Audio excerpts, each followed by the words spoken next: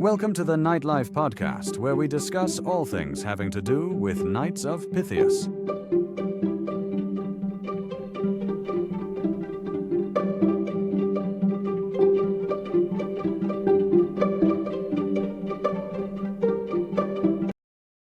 Hey guys, welcome to the Nightlife Podcast. I'm here with our co-host Dylan Callahan, and we're going to be introducing ourselves. This is our first episode, and introducing ourselves and telling a little bit about our history in Knights of Pythias, as well as kind of how we met and kind of the background on why we're doing this. Dylan, you want to start out?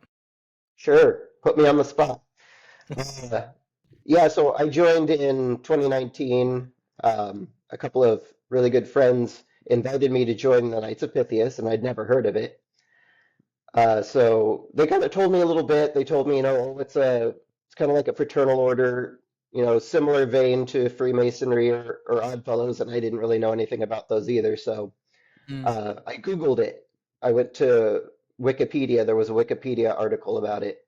And looking back, it really doesn't have all that much accurate information on it, even now. But going into it on day one, it was a totally clean slate on my end. I had no idea what to expect. Gotcha. And did your friends invite you to join their lodge, or did they invite you to say, hey, you should find a lodge in your area? Or did they live around you, or? Yeah, so that's a good question. They lived a few hours away, about 3 hours away at the time. I live in Kansas, they live in Missouri. And the lodge that we were joining was Sicilian Lodge number 39. They were already members, and that's based in Independence, Missouri, which was already a bit of a drive for them. So, Gotcha. Independence, Missouri is, just for those who don't know, kind of right outside Kansas City. the idea that they were talking about at first was, yeah, you'll join Sicilian Lodge in Independence, but they wanted to start a lodge where they lived closer to central Missouri. Gotcha. Which wouldn't help me any, but they thought, hey, you're in the Kansas City area sometimes, you can join Sicilian Lodge. And yeah, the idea was you could start a lodge where you live, sort of a thing. But in those very early days, was I even going to like it, that kind of thing. So I applied. I said, okay, this sounds interesting, knights and chivalry and stuff like that. It had a cool name, I guess. And actually, they kind of gave an interesting bit of advice going into it. They were already Freemasons, so and obviously Knights of Pythias as well. But I hadn't joined any such thing, so they said, okay, going into it, when you're initiated, think of it kind of like a play that's somewhat interactive, like you're kind of in the play. So already I'm just like, I have no idea what I'm walking into, it doesn't even make any sense. And hindsight, I see what they were saying. But funny enough, the initiation actually took place in central Missouri. The Sicilian Lodge folks drove a ways down, and we rented out a Masonic Hall in California, Missouri. And I was initiated in the basement, and it was kind of mystical, again, not to sound like a broken record, not knowing what to expect. It was just a completely different, a whole new world of experience. So that's interesting. Yeah,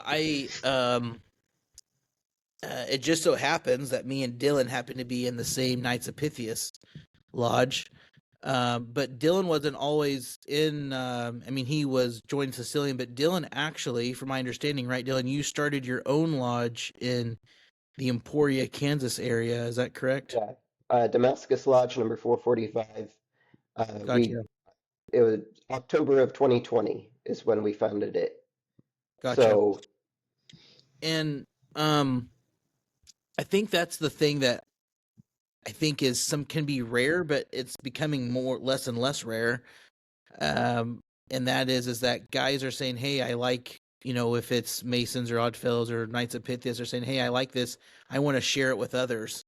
And maybe they'll have to create a lodge to actually do that. And another thing is, from my understanding, right, Dylan, you have been the Grand Chancellor over the domain of Missouri, Kansas, and Arkansas? That is correct. A couple of years ago, I served a term as Grand Chancellor. Now I'm a past Grand Chancellor. Gotcha. That's awesome. Maybe Yeah. someday I'll do that. I'm years away from doing that. I'm for those who don't know, I'm pretty new to Knights of Pythias. I've been in for less than a year, and uh, me and Dylan have known each other for several years. Um, but when I moved closer, where I was living in Colorado at the time, they didn't have Knights of Pythias, and so when I moved out here to the Kansas City area, Dylan said, "Hey, I think it's time for you to get joined up with Knights of Pythias." And so I joined Cecilia number 39 in Independence, Missouri, and haven't regretted it. And it's great group of guys, and we've got one female, and fixing to initiate another female.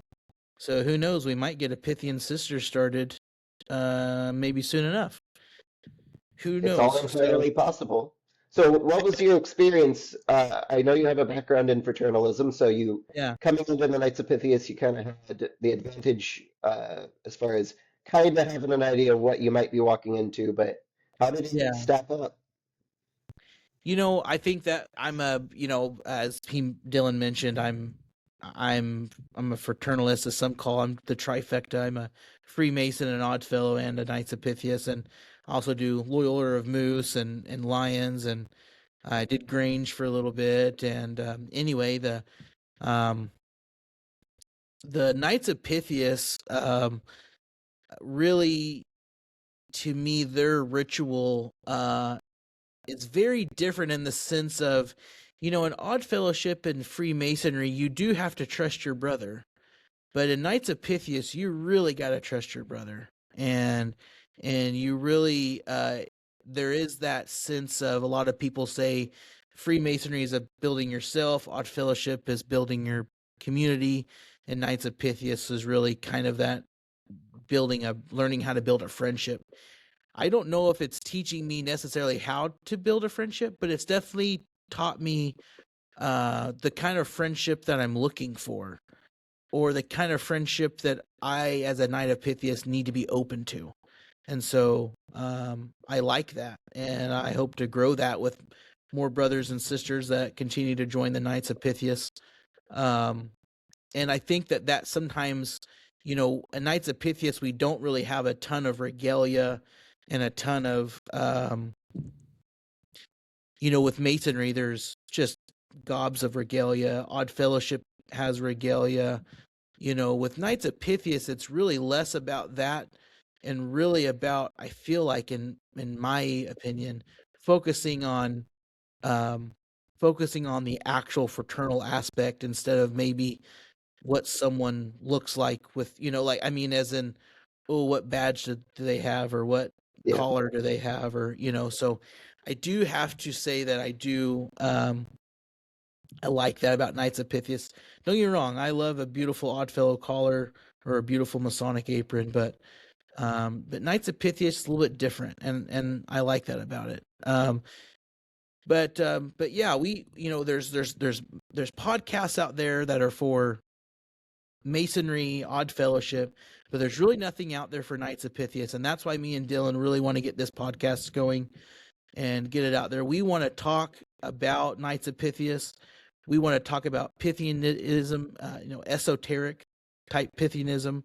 We also want to have people on our podcast who want to share what their lodge or maybe their Doki temple is doing for fundraising, or for charity, or for benevolence, and or for friendship. And so we want to have people on here. We want to hear from other brothers and sisters about how Knights of Pythias is changing them in their community. Um, the other thing that Dylan, I understand, is that within the Knights of Pythias, there's kind of this, we've kind of moved away from actually maybe being clothed. Is there armor in Knights of Pythias? Is you had there me actually, worried there for a second. yeah, is there actually knights things in Knights of Pythias? We are fully clothed. at all times. We are fully clothed, but I mean, do we dress up as knights? I feel like that was one of the first questions I had was, okay, well, Masons wear aprons, Oddfellows, they wear the colors. What do Knights of Pythias wear? Do they wear, armor? And so the answer is kind of yes and no, because um, so you raised some interesting questions here. You mentioned before that we don't have a whole lot of regalia and things like that. And that's true, especially by comparison. However, there are aspects of the ritual that they don't require, but they do suggest, hey, if you wanted to wear this or that to fit these roles or to set a tone, to set the atmosphere, there's a lot of optional atmosphere. Okay, And beyond that, the atmosphere of your lodge is kind of whatever you want it to be, like within reason. So you could definitely set a tone.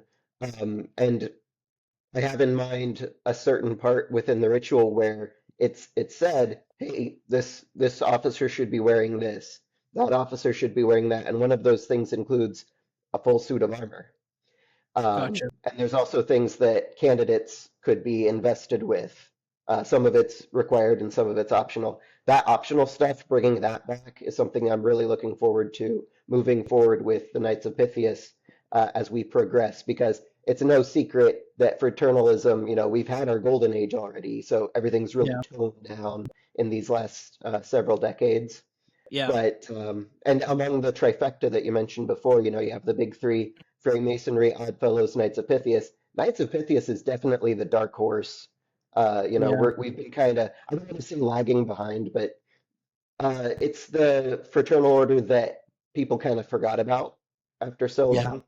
And I almost prefer that to an extent because it kind of gives us, like, right now in our development here locally in the Missouri domain, we kind of have an opportunity to build out our infrastructure, without having uh, too many eyes on us, seeing any misstep we might have. No, I think we're in a good position to grow, if that makes sense. yeah.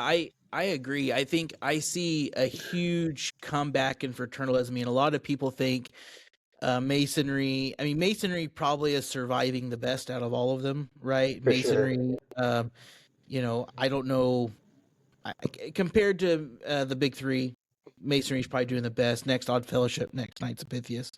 The Mhm. thing that I see though, with even in for sure Odd Fellowship, is this surge of people saying, "Hey, this is actually pretty cool. The regalia, what they do is actually pretty cool. The old folk art that comes out of this fraternal type stuff is pretty cool. We should do it." And what's happening is that if you listen to the Three Links podcast, um, they do shout outs. They're saying, "Hey, Odd Fellows are growing, and in my opinion, there's no reason why Knights of Pythias shouldn't be growing. We, Totally. we are there are differences in the fraternal aspects, as in what we're, I guess, trying to accomplish out of each group, which is exactly why there is different groups. Um, and that's the part where I'm excited about this podcast. I'm ready. I'm excited to hear. A lot of people think that maybe Knights of Pythias is dead. Well, what's interesting to me is that you think something's dead until you get tons of people on a podcast or something like that, and they're like, "No, we're doing tons of stuff."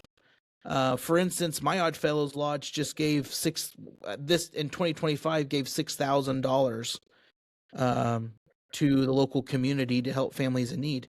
That's Nice. happening right here, right now, helping families. And so we're hoping to hear the same type of stories about Knights of Pythias, and that's kind of what we're doing with our local lodge, Dylan. We're trying Hmm. to build it out, and we're saying, hey, okay, we had the golden age.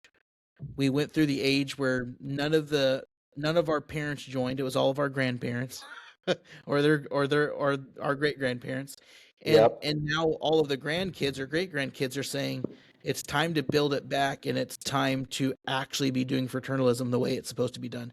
And Yeah. Dylan, I think that's what we're exactly doing at Sicilian 39. We're coming up with things for charity.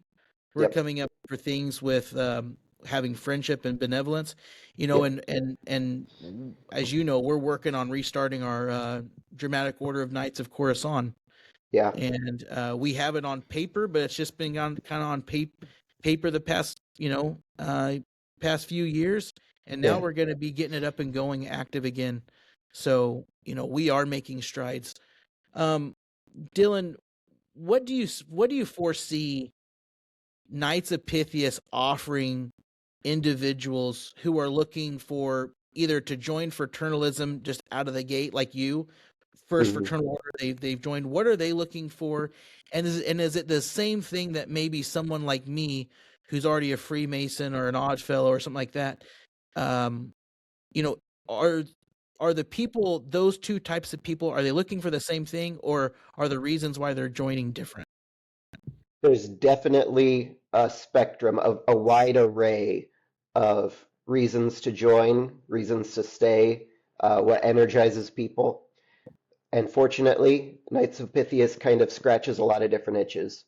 So you were talking before about friendship and relying on your brothers and things like that. So that's definitely in there. Something that struck me is actually almost, it's not the opposite, but it's the other end of things. What strikes me about Knights of Pythias, what really energizes me, is when it causes you to look inward and find your inner light, and it sort of radiates outward from a certain perspective. So finding your own self-confidence and self-respect, and then having a sense of duty towards others, having a community where each individual is doing that is a really strong bond. And Gotcha. that's what makes sense to me. That's what kind of energizes and motivates me. So you'll have those instances where, hey, this you, you're not in a brotherhood, you're not always going to agree. Just that's a given. Everybody's going to have a different Yeah. perspective. Yeah. Having the guarantee that they're not just going to walk away or leave you in the dust or anything like that, that's a really good guarantee to have. And so if somebody's joining looking for community, you can find it in Knights of Pythias. If somebody is looking for more of an introspective journey, you will absolutely find it. If you want something where you get to explore your inner knight and you're really you're studying chivalry, we have Yeah. members who have joined and then written books about chivalry. Brother Jason Bright from Montauk Lodge number 446, he's got a couple different books out on chivalry. And then there's the old literature that was written over 100 years ago. Reading that really motivated me to keep going and keep trying. I know So that at our last lodge meeting, you shared an excerpt from is it the Golden Shield of Pythian Knighthood? Is that the yes, book, correct? by Charles Yeah, Crowther, yeah. that excerpt that you gave for our good of the order for our last Knights of Pythias lodge meeting was absolutely wonderful, and it it just was like, yeah, that was awesome.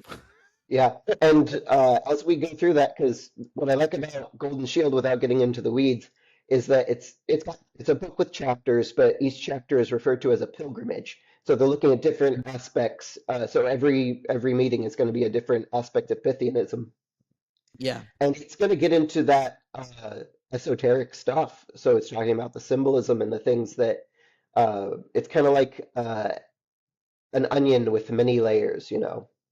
gotcha, gotcha. Well, yeah, I loved that book that you shown, and I've read some of it. I know that you sent it to me, and I've been reading it, and it's great. And it when you really study, I think with anything that you do, if it's for your career or for church or for fraternal, when you're studying the ritual or you're studying literature about whatever it is, um, it gets you excited about it. It gets you motivated, and I think that if we are going to be Knights of Pythias, let's study the literature that's out there, and that's part of one of the things that we're going to do on this podcast is really start showing and sharing the literature that is out there for Pythianism that a lot of people don't realize exists. and it gives you that deeper meaning to Knights of Pythias that I don't think a lot of people realize that is Right. there. And they think, oh, well, look at how much literature, um, you know, Freemasonry has or whatever. And that's true. Freemasonry does have a lot of literature, but so does Knights of Pythias. It does. And we're excited to share that with you guys here on this podcast. Um, I don't really have anything else, Dylan, for this first episode. Is there anything else that you feel like for this first episode that we should be sharing with our guests? Uh, you kind of already touched on it. We're going to be, over the course of this podcast, we're going to be covering a wide range of topics. And as a little behind the scenes, you and I have a shared Google Doc with Yeah. all the different topics, and each topic has subtopics. Yeah. So we're just gonna be getting into absolutely everything, and Oh I'm yeah. really looking forward to it because this is Yeah. what I love to talk about when we get together with our lodge, and we have our business meeting, yes, but the before and the after, having these conversations about not just what's going on in our lives, but the meanings and the symbolism and what we're getting out Yeah. of being a Knight of Pythias. This podcast is going to be a part of that conversation where we're just kind of delving into everything. And like I said, it's a many layered onion. And so we're going to be cutting onions. Yeah. No, I agree. One of the things that we want to do is we've got an email. It's called the Night Life Podcast at gmail.com. And night is spelled as in a Knight of Pythias. So KNIGHT, the Night Life Podcast at gmail.com. And if you guys are looking to be on the podcast, if you want us to give your Knights of Pythias Lodge a shout out, a Pythian Sisters Lodge a shout out, your Doki Temple a shout out, or just have questions about Knights of Pythias or Dokis, shoot us over an email. And we want to be communicating with knights all around the United States and now all around the world. Yeah. And we want to be communicating with you and getting your stories on here. And if you don't necessarily want to be on the podcast, but have a really cool story to share about what your lodge or temple is doing, and just kind of want to share that info in that information and tell us about, how would you what was the start, how did you do it so that maybe other lodges or temples can replicate it. we Send it want to in. be we want to be able to have that information to share it so we can grow Knights of Pythia.